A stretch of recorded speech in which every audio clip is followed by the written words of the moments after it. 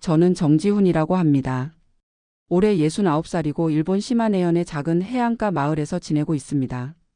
5년 전까지만 해도 서울의 명문 고등학교 교감으로 일했던 사람이 지금은 일본 시골 마을에서 한국어를 가르치고 있다니 제 인생도 참 예측할 수 없었네요. 제 이야기는 2017년 2월 28일 퇴직식 날로 거슬러 올라갑니다. 서울 강남의 한 고등학교에서 30년 동안 국어교사로 그리고 마지막 3년은 교감으로 일했습니다. 퇴직식 날 교무실을 나서는데 묘한 감정이 밀려왔어요. 30년 동안 매일 학생들의 웃음소리와 발자국 소리로 가득 찼던 학교가 갑자기 너무 조용하게 느껴졌습니다. 이제 정말 끝이구나 하는 생각에 가슴이 텅 비는 것 같았어요. 동료 교사들이 마련해준 송별회에서 많은 축하를 받았지만 솔직히 말하면 그날 자리가 너무 괴로웠습니다. 40대 중반부터 청력이 서서히 떨어지기 시작했거든요. 은퇴 당시에는 중등도 청력 손실로 보청기를 착용해야 했습니다. 시끄러운 식당에서 여러 사람이 동시에 말하면 무슨 내용인지 거의 알아들을 수 없었어요. 결국 송별회 내내 웃는 척하며 구석에 앉아 있었습니다. 그날 밤 집에 돌아와 혼자 술을 마시며 생각했어요. 앞으로 남은 30년을 어떻게 살아야 할까? 저는 28살에 결혼했지만 20년 전에 이혼했습니다. 서로 성격 차이가 컸어요. 제가 책과 문학을 좋아하는 내향적인 사람이었는데 전 아내는 활동적이고 사교적인 성격이었거든요. 게다가 제가 학교 일에 몰두하느라 가정에 소홀했던 점도 있었고요. 아이들은 다 컸습니다. 아들은 45살로 미국 대학에서 교수로 일하고 있고 딸은 42살로 서울에서 회사원으로 일하고 있어요. 퇴직 후 처음 몇 개월은 정말 힘들었습니다. 갑자기 할 일이 없어지니 하루가 너무 길게 느껴졌어요. 매일 아침 6시에 일어나는 습관은 남았는데 그 이후에 무엇을 해야 할지 몰랐습니다. 동창회에 몇 번 나갔지만 시끄러운 환경에서는 대화를 거의 알아들을 수 없었어요. 국어 교사답게 말 한마디, 글 한 줄에 신경을 많이 쓰는 성격이라 점점 사람 만나기가 부담스러워졌습니다. 어느 날은 친구들이 내가 못 알아들은 말에 모두 웃을 때 억지로 웃으며 화장실에 가서 울었던 적도 있어요. 매일 집에서 혼자 책만 읽다가 가끔 딸이 전화하면 반가워서 한참을 이야기했지만 그것도 잠시뿐이었죠. 점점 더 고립되고 외로워졌습니다. 퇴직금으로 2억 5천만 원을 받았지만 그것만으로는 서울에서 편안한 노후를 보내기 어려웠어요. 집은 전세 8천만 원짜리 아파트였고 사학연금이 매달 75만 원 나왔습니다. 물가 비싼 서울에서는 생활비로는 부족했어요. 간단한 아르바이트라도 찾아볼까 했지만 청력 문제로 쉽지 않았습니다. 은퇴 후 대부분의 시간을 서재에서 보냈어요. 학창 시절부터 좋아했던 일본 문학을 다시 읽기 시작했습니다. 나스메 소세키 가와바타 야스나리 같은 작가들이요. 대학 시절 일본어를 취미로 배웠기 때문에 원서를 읽을 수 있었어요. 일본 문학의 정적이고 사색적인 분위기가 제 성격과 잘 맞았던 것 같아요. 그러던 2018년 초 우연히 일본 지방 소멸에 관한 기사를 읽게 됐어요. 일본 시골 마을들이 인구 감소로 빈집이 늘어나고 외국인에게 헐값에 집을 판다는 내용이었죠. 특히 시마네현 한 마을에서 빈집을 780만 원에 판매한다는 기사를 보고 가슴이 뛰었습니다. 이거다 싶었어요. 청력이 안 좋은 저에게는 조용한 시골이 더 편할 것 같았고 평생 동경해온 일본 문학의 배경이 된 그 한적한 풍경 속에서 살아보고 싶었습니다. 바로 딸과 아들에게 일본 이주 계획을 말했습니다. 두 사람 다 크게 반대했어요. 아버지 한국에서 전세도 있고 연금도 나오는데 왜 굳이 타국으로 가십니까? 언어도 다르고 의료 시스템도 다른데 혼자 어떻게 사실 거예요? 특히 한일 관계가 좋지 않은 시기라 걱정이 더 컸던 것 같아요. 하지만 제 마음은 이미 정해져 있었습니다. 항상 학생들에게 새로운 도전을 두려워하지 말라고 가르쳤는데 정작 제가 안전한 삶만 고집한다면 제 인생의 마지막 장은 어떤 모습일까 생각했어요. 다음 날 바로 일본 빈집 정보를 더 찾아봤고 시마네현 오오다시의 한 어촌 마을에 있는 빈집에 관심이 갔습니다. 인터넷으로 부동산 중개업체와 연락을 주고받았고 일주일 후 직접 일본에 가서 집을 보기로 했어요. 일본행 비행기를 타기 전날 딸이 울면서 말했어요. 아버지 가시려면 가시되 일단 6개월만 살아보고 결정하세요. 약속하세요. 그래서 한번 가서 6개월만 살아보겠다고 타협했습니다.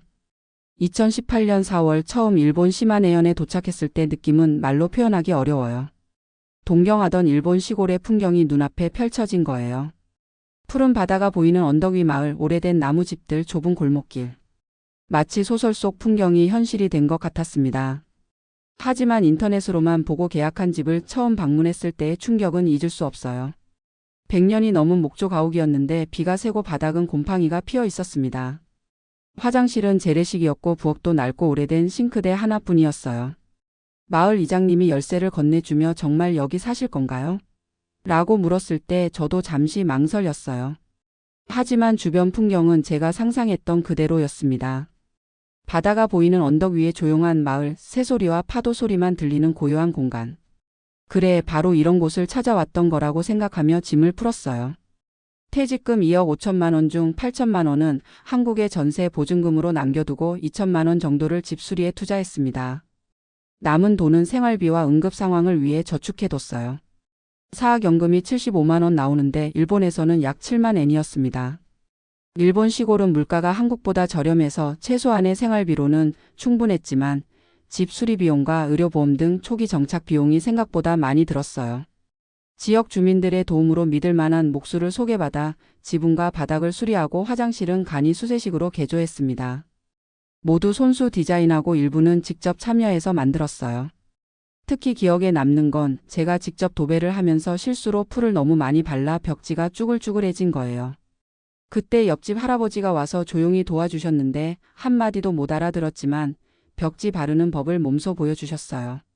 그런 작은 친절들이 모여 제 일본 생활의 토대가 되었습니다. 일본어는 대학 시절 취미로 배워서 읽고 쓰는 건 괜찮았지만 실제 대화는 다른 문제였어요. 특히 시마네 방어는 도쿄에서 배운 표준어와 달라서 처음에는 거의 알아들을 수 없었죠. 게다가 제 청력 문제까지 있어서 의사소통은 정말 힘들었습니다. 처음 3개월은 정말 외로웠어요. 말이 통하지 않으니 깊은 관계를 맺기 어려웠고 문화적 차이도 컸습니다. 특히 쓰레기 분리수거 규칙이 너무 복잡해서 몇 번이나 이웃들에게 혼이 났어요. 어느 날은 재활용 플라스틱을 잘못 버렸다가 마을 청소 담당자에게 호되게 지적받았는데 무슨 말인지 정확히 알아듣지 못해 더 난감했습니다. 그래도 포기하지 않고 매일 마을 카페에 나가 주민들과 대화를 시도했어요. 천천히 말해달라고 부탁하고 필요할 땐 종이에 적어서 소통했습니다. 처음에는 한국에서 온 선생님이라고만 알려졌지만 점차 제 이름을 기억해주는 사람들이 늘었어요. 특별히 기억에 남는 건 2주 2달 차에 마을 청소 활동에 참여했던 일이에요. 매달 첫째 주 일요일은 마을 공동 청소의 날이었는데 저도 빗자루를 들고 나갔습니다. 처음에는 다들 의아해하는 표정이었지만 제가 열심히 일하는 모습을 보고 누군가 등을 두드려 주셨어요. 그때 처음으로 고마워요라는 말을 또렷이 들을 수 있었고 그 순간 뭔가 벽이 허물어지는 느낌이었습니다. 일본에 온 지 6개월 정도 됐을 무렵 일본 생활에 조금씩 적응하기 시작했어요.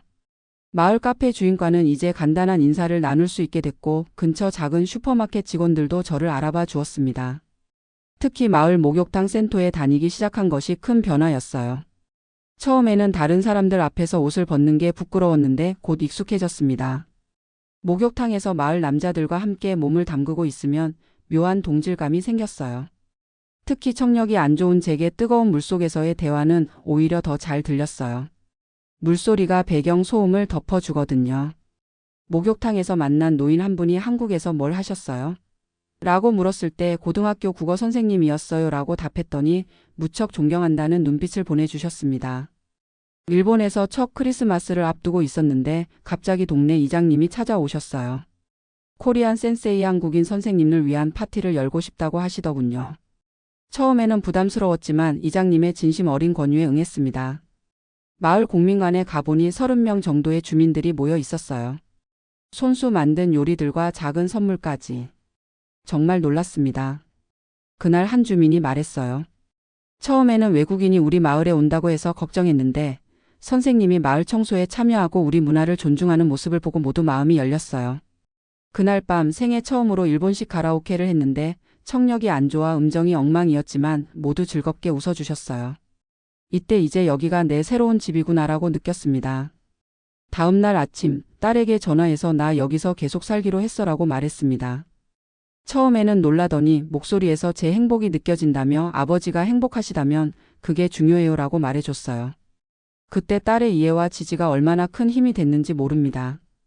일본에 온 지 8달쯤 되었을 때 마을의 30대 청년이 저를 찾아왔어요. 그는 지역 수산물을 한국에 수출하는 사업을 준비 중이라며 한국어를 배우고 싶다고 했죠.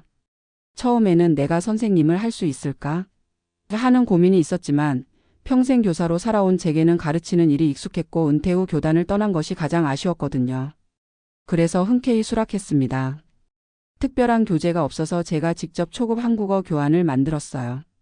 일주일에 2번 2시간씩 수업을 시작했고 수업료로 한 달에 2만엔 한국 돈으로 약 22만 원을 받기로 했습니다. 첫 수업날 정말 설렜어요. 30년 교직 생활의 경험을 살려 꼼꼼하게 준비했죠. 특히 한자 어원을 활용한 단어 학습법은 일본인 학생에게 효과적이었어요. 첫 학생과의 수업이 시작되고 약 2달 후 그의 친구들도 함께 배우고 싶다며 찾아왔어요. 그러더니 인근 마을의 관광 가이드들도 한국인 관광객을 위해 기초 한국어를 배우고 싶다고 연락이 오기 시작했습니다. 6개월 만에 학생이 10명으로 늘었고 개인 레슨과 그룹 레슨을 병행하게 됐죠. 놀라운 건 저의 청력 문제가 오히려 장점이 된 거예요. 수업 중에 학생들이 크고 분명하게 말해야 했기 때문에 발음 교정에 효과적이었거든요. 또한 일본어에 완벽하지 않은 제가 한국어로 많이 설명하다 보니 학생들이 자연스럽게 한국어에 노출되는 효과도 있었습니다. 한국어 수업이 알려지면서 지역 관광청에서 연락이 왔어요. 관광 안내 책자와 웹사이트를 한국어로 번역해달라는 요청이었죠. 이전에 번역 경험은 없었지만 국어교사로서의 어휘력과 문장력을 믿고 도전했습니다. 처음에는 시간이 많이 걸렸지만 점차 속도가 붙었어요. 번역료로 페이지당 5,000엔 약 5만 5천 원을 받았는데 월 4, 5만 엔의 추가 수입이 생겼습니다. 제가 번역한 안내 책자가 실제로 인쇄되어 나왔을 때의 기쁨은 말로 표현할 수 없었어요. 65살 넘어 새로운 직업을 가지게 될 줄은 상상도 못했습니다. 특히 기억에 남는 건 제가 번역한 책자를 들고 한국인 관광객이 길을 찾는 모습을 우연히 본 순간이었어요. 그때 내 번역이 실제로 누군가에게 도움이 되고 있구나 하는 생각에 가슴이 뭉클했습니다. 연금 75만 원으로 시작한 일본 생활이 이제는 매달 한국어 수업과 번역 일로 70만 원 정도의 추가 수입이 생기면서 훨씬 여유로워졌어요. 경제적 여유도 좋지만 더 중요한 건 다시 선생님으로 불리는 자부심입니다. 일본에서는 코리안 센세이라고 불려요. 청력이 안 좋아 한국에서는 사회적으로 위축되었는데 여기서는 오히려 제 전문성을 인정받고 있어요. 매일 아침 5시 30분에 일어납니다. 창문을 열면 바다가 보이는데 계절마다 다른 풍경이 펼쳐져요. 봄에는 안개 속에 희미하게 보이는 바다, 여름에는 쨍쨍한 햇빛 아래 반짝이는 바다, 가을에는 석양에 물든 황금빛 바다, 겨울에는 차갑고 거친 파도. 매일 아침 이 풍경을 보는 것만으로도 행복해요. 아침은 간단하게 미소시루와 밥 그리고 직접 기른 채소로 차려 먹습니다. 오전에는 정원 가꾸기나 집 관리를 하고 오후에는 수업 준비나 번역 일을 해요. 가장 좋아하는 시간은 저녁인데 마을 공동 목욕탕 센터에 가는 시간이에요. 목욕탕에서 마을 사람들과 대화하며 하루를 마무리하는 시간이 참 좋습니다. 집 뒤편에 작은 텃밭이 있는데 처음엔 잡초만 무성했어요. 옆집 할아버지의 도움으로 텃밭을 일구기 시작했는데 지금은 계절마다 다른 채소를 키워요. 봄에는 상추와 시금치, 여름에는 가지와 오이, 가을에는 고구마와 무. 직접 기른 채소로 식탁을 차리니 식비가 정말 많이 절약됩니다. 한 달 식비가 3만엔 약 33만 원 이하로 유지돼요. 남는 채소는 이웃들과 나누는데 그러면 다른 분들도 자신이 기른 채소나 과일을 나눠주셔서 더 다양한 음식을 먹을 수 있어요. 특히 옆집에서 주시는 감은 정말 맛있어요. 한국에서는 혼자 식사하는 게 외로웠는데 여기서는 혼자 먹어도 이웃들과의 작은 나눔을 통해 연결되어 있다는 느낌이 듭니다. 한국에서도 경도 고혈압이 있었는데 일본 생활을 시작하고 나서 혈압이 더 안정됐어요. 145에서 92던 혈압이 135에서 85로 내려갔어요. 규칙적인 생활과 스트레스 감소, 걷기 운동 때문인 것 같아요. 일본의 의료 시스템도 놀라웠습니다. 외국인이지만 지역 의료보험에 가입할 수 있었고 월 1만 5천엔 약 16만 5천 원의 보험료로 의료비의 70%를 지원받아요. 청력 검사를 받았을 때는 의사가 영어와 간단한 한국어로 설명해 주려고 노력하는 모습에 감동했습니다. 또한 마을 주치의가 정기적으로 방문 진료를 해주는 시스템도 있어요. 처음엔 의료 문제가 가장 걱정이었는데 오히려 더 나은 관리가 가능해졌습니다. 한국에서는 혼자 살면서 매일 라면이나 인스턴트 식품으로 끼니를 때울 때가 많았는데 여기서는 직접 기른 채소로 건강한 식사를 하니 위장 건강도 좋아졌어요. 역류성 식도염 증상이 거의 사라졌습니다.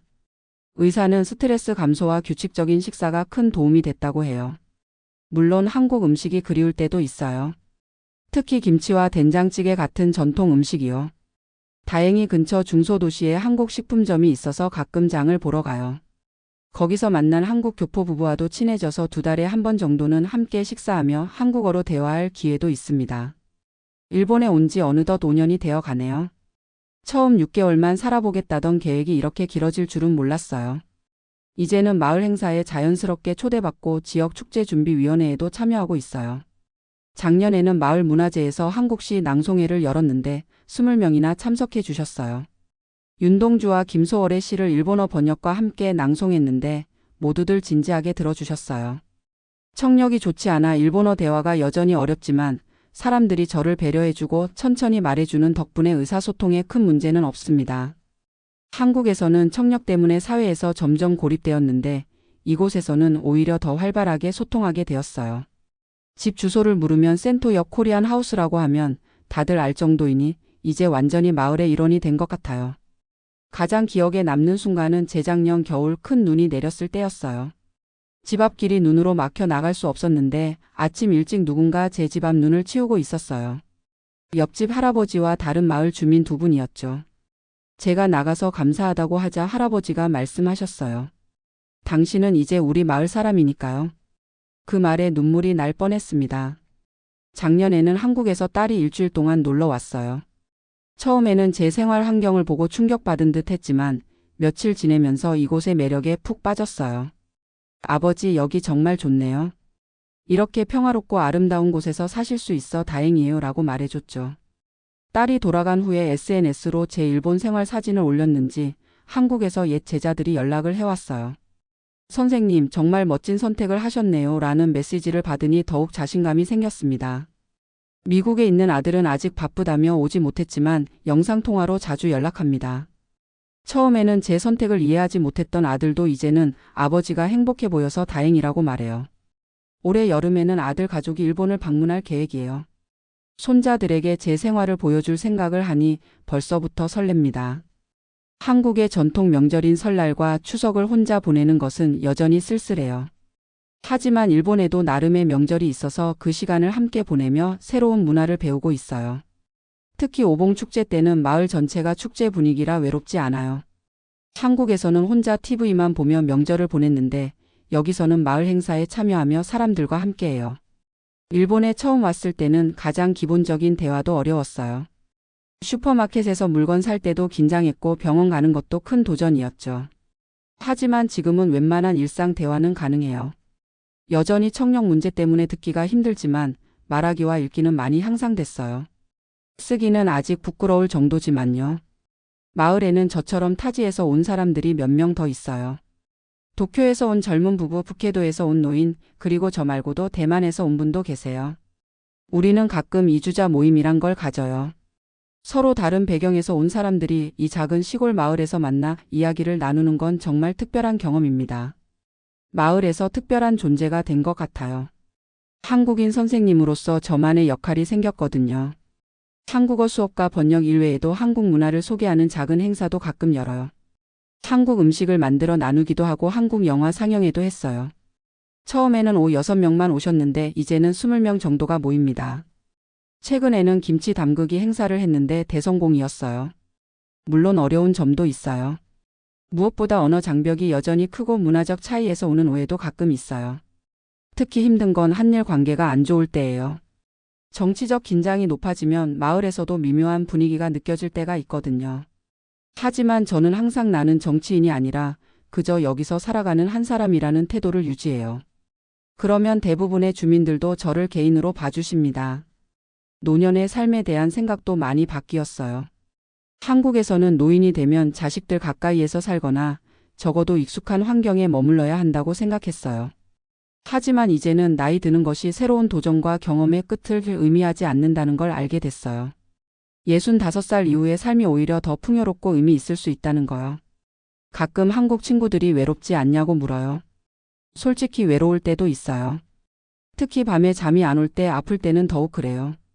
하지만 한국에서의 외로움과는 달라요. 여기서의 외로움은 선택적이고 의미 있는 고독이에요. 제가 원할 때 사람들과 어울릴 수 있고 혼자 있고 싶을 때는 조용히 책을 읽을 수 있어요. 한국에서는 청력 문제로 사람들 속에 있어도 외로웠지만 여기서는 혼자 있어도 마음이 편안해요.